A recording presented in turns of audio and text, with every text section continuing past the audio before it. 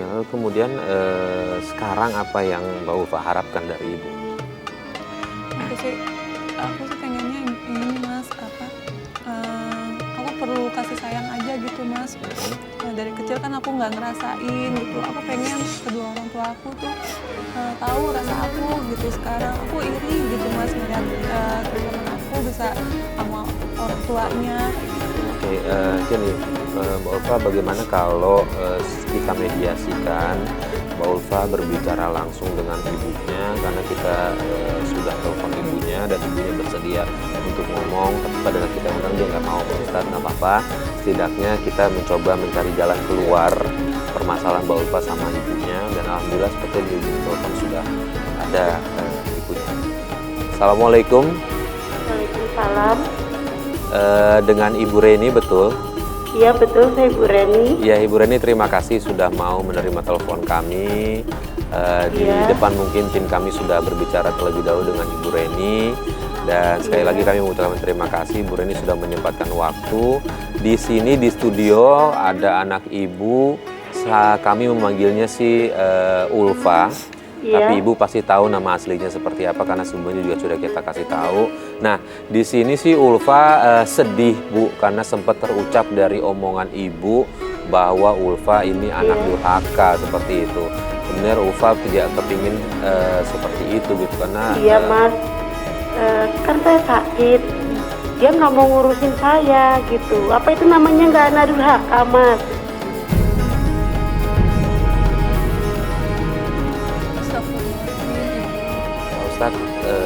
Baik, mohon maaf Ibu Reni, di sini juga sudah ada Pak Ustadz Masrudin. Mungkin Pak Ustadz bisa memberikan tausiahnya atau nasihatnya ke Ibu juga. Pertanyaannya adalah Ibu Reni ini udah langsung ngejudge nih Pak Ustadz, sudah menghakimi bahwasanya tidak merawat. Mbak Ulfa dibilang durhaka. Silakan Pak Ustadz. Ibu Reni, mungkin begini Ibu Reni. Ucapan orang tua terhadap anak itu mustajab Ibu Reni. Jadi mungkin emosinya lebih ditahan lagi karena ketidakmauannya Mbak Ulfa ini itu karena ada alasan. Karena ada alasan Mbak Ulfanya bekerja dan bukan tidak mau yang cerita ke kami itu, tapi karena Mbak Ulfanya itu belum ada kesempatan untuk ke sana. Mungkin Bu Reni itu bisa biar lebih legowo lagi bahasa Jawanya ya. Iya, saya kan tinggal di kampung dan dia kan jauh Pak. Gimana kita mau bisa ketemu? Dan juga keadaan kita di sini kan susah. Bukannya saya nggak sayang sama anak saya Pak. Saya sayang sama anak saya. Nah, Ibu Reni sebenarnya mohon maaf kalau di sini sih kalau saya menangkap apa yang disampaikan Mbak Ulfa adalah Mbak Ulfa juga sebenarnya sangat sayang sama Ibu Reni.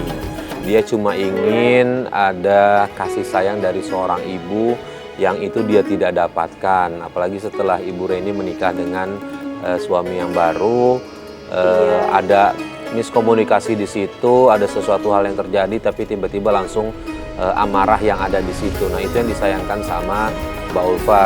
Mbak Ulfa mungkin nggak nuntut banyak macam-macam ya Mbak ya. Cuma ingin adalah ibu terbuka hatinya, kembali sayang sama Mbak Ulfa. Seperti itu Bu. Masa kalau misalnya di kampung aja itu nggak ada usahanya gitu Mas ke aku gitu buat nongok aku.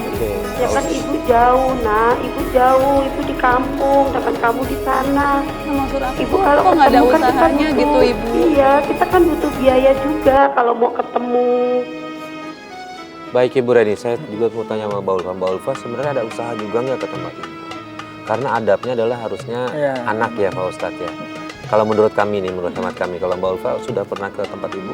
Aku udah pernah ke tempat Ibu, udah ada usahanya. Cuma kan aku juga ini lagi kan ke tempat kerjaan gitu. Jadi kondisi aku juga sekarang saat ini kan lagi bekerja gitu Mas. Jadi kalau misalnya ada waktu baru aku usahakan buat menengok Ibu. Oke, mohon maaf Mbak Ulfa, apakah ada menyisihkan uang gitu sedikit mungkin? Tadi kan alasannya Ibu Reni nggak punya biaya, barangkali Mbak Ulfa. Kalau itu memang aku udah niat meskipun ya ibu aku tuh dari kecil nggak ngurus aku, tapi dari akunya nih Mas selalu percaya ibu tuh selalu ada dalam hati aku gitu. Pokoknya kalau aku ketemu hasil kerja aku ini pasti ibu harus bisa nikmatin kayak gitu. Alhamdulillah, niat yang baik, sebenarnya tinggal komunikasi lebih dalam lagi ya Pak Ustadz ya. Nah Pak Ustadz, sebaiknya ke depannya nih apa yang harus dilakukan sama Mbak Ulfa dan juga ibunya di rumah nih biar mungkin ada komunikasi lah setidaknya. Betul, yang pertama saling memaafkan. Karena kalau kita amati itu semuanya karena kondisi. Ibu Rani ya? Ibu Reni tidak ke rumahnya, tidak nengokin Mbak Ulfa karena kondisi ekonomi pada saat itu. Ini kan berapa puluh tahun yang lalu kan. Pertama kondisi ekonomi dan secara psikis memang karena Mbak Ulfa ini kan tinggal di mertuanya kan. Mertuanya Mbak Reni ya wajar saja kalau tidak datang ke sana karena bukan di neneknya Mbak Reni ya kan, bukan dari ibunya Mbak Reni itu, tapi di ibunya suami itu secara logika juga masuk akal ketidakhadirannya. Mbak Ulfa sekarang sudah bekerja, sudah berumah tangga, maka saya sarankan dengan sangat kumpulin duit, tadi kayak kata Pak Mas Farid itu, kumpulin duit, silaturahim ke bapak dan ibu, karena tidak ada mantan orang tua itu, nggak ada. Begitu juga dengan Mbak Reni, kalau seandainya Mbak Ulfa itu datang dengan suaminya, diterima dengan baik, tidak ada mantan anak. Tidak ada mantan anak. Iya Pak. Kembali yang sudah ya sudah, tinggal menata masa depan yang baik. Kalau sampai memutus silaturahim, ini aset Bu Reni nih, Mbak Ulfa ini bisa memasukkan Mbak Reni untuk Bu Reni masuk ke dalam surganya Allah ini. Tapi juga bisa menuntut Mbak Reni karena Bu Reni itu mungkin kurang perhatian terhadap anaknya, bisa dituntut. Tapi insya Allah dengan komunikasi, dengan silaturahim tidak akan terjadi tuntut-menuntut.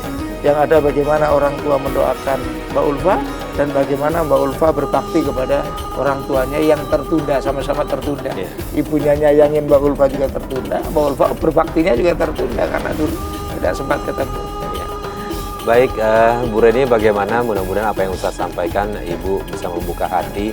Kami di sini adalah posisinya tidak menyalahkan Ibu, juga tidak menyalahkan Mbak Ulfa, tapi kita mencari jalan keluar. Karena kita ingin hubungan antara ibu dan anak tetap terjalin ya Pak Ustadz ya. Ibu Reni, terima kasih. Mudah-mudahan ini jadi titik balik buat Ibu Reni dan Mbak Ulfa untuk lebih harmonis lagi ya Pak Ustadz ya. Terima kasih Bu Reni sudah meluangkan waktu. Saya juga mengucapkan buat Mbak Ulfa, ini apa yang disampaikan Ibu, lagi-lagi tetap biar bagaimanapun seorang ibu adalah ibu. Baik buruknya ibu adalah tetap seorang ibu yang harus terus dihormati. Baik Bu Reni, terima kasih sudah terima telepon kami. Waalaikumsalam.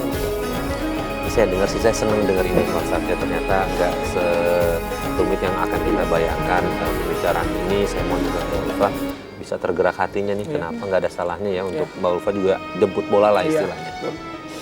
Nah Pak Ustadz, untuk kedepannya nih Pak Ustadz, lagi-lagi saya berharap sih di luar sana nggak sama di kasusnya seperti ini, tapi seandainya ada, agar tidak terulang hal seperti ini, apa yang harus dilakukan sebuah keluarga nih Pak Ustadz? Yang pertama, komunikasi itu sebagai kunci kebahagiaan rumah tangga. Berpisah suami istri dalam arti berpisah tempat itu sudah banyak. Bahkan sahabat Umar pun, sahabat-sahabat yang lain kalau berdagang berpisah. Dulu nggak ada HP, nggak ada WA, tapi komunikasi beliau-beliau itu dengan berdoa. Maka dari itu kita agar tidak terjadi perceraian dan lain sebagainya, perbanyaklah berdoa, komunikasi kepada Allah, komunikasi dengan pasangan kita. Yang kedua, tidak ada, seandainya sampai terjadi, tidak ada bekas anak. Anak adalah aset kita, justru anak itu harus benar-benar kita rawat, kita kasih sayang. Kenapa? Karena yang akan mendoakan kita anak, yang meneruskan perjuangan kita anak, yang meneruskan cita-cita kita anak. Bahkan yang bisa menyelamatkan kita itu anak kita. Dan kita sebagai anak juga harus senantiasa mendoakan orang tuanya, sebagaimana yang biasa kita hafal, Rabbi firli wali walidayya warhamhuma kama rabbayani shaghira. Ya, itu minimal ya 3 kali lah setiap habis sholat itu doakan. mintakan ampun orang tua. Seandainya orang tua itu masih hidup setelah meninggal dunia, kita hadiahkan sodako, saya sodako untuk orang tua. Kalau kita mampu, orang tua belum haji, hajikan untuk orang tua. Tapi Ustadz, boleh saya tanya, gimana sih biar tuh rasa benci saya tuh cepat berkurang gitu sama orang tua? Komunikasi terus. Makanya tadi yang biasanya kan tadi komunikasi kan jarang. Sekarang tiap pagi kan bisa dengan menyapa pada saat kita umat Islam bisa menyapa pada saat ibadah. Bu, sudah sholat belum? Atau duha atau waktu tahajud, Bu, ayo sholat tahajud bareng. Itu loh, kita sapa dengan sapa-sapaan tentang ibadah. Lalu terakhir Pak Ustadz, mungkin dalam jangka pendek ini amalan apa yang harus dilakukan sama Mbak Ulfa nih biar di hatinya lebih tenang lagi? Ya. Mbak Ulfa pertama senantiasa membacakan surat Al-Fatihah untuk ibunya, orang tuanya, bukan rumah ini kan baru satu sisi ini kan Ya, bapaknya saja. Bapaknya. Bapaknya belum kan, ini bapaknya juga harus senantiasa kita mendoakan orang tua, kita berbakti sama orang tua, kita berbuat baik sama orang tua, karena kebaktian kita, perbuatan baik kita terhadap orang tua kita akan berdampak pada kita. Kata Rasulullah, birru aba'akum tabarrakum abna'akum. Berbuat baiklah kalian kepada kedua orang tua, nanti anak kalian akan berbuat baik kepada kalian. Jadi kalau Mbak Ulfa berbuat baik sama ibu bapaknya, bukan semata-mata untuk orang tuanya, tapi Mbak Ulfa nanti akan merasakan anaknya juga akan berbakti kepada Mbak Ulfa. Mbak Ulfa sudah menikah? Sudah punya anak? Sudah. Nah mungkin itu bisa perlakuan yang Mbak Ulfa tidak suka dari orang tua, bisa Mbak Ulfa tidak lakukan itu. Jadi intinya turun ke bawah biar jauh lebih senang lagi seperti itu.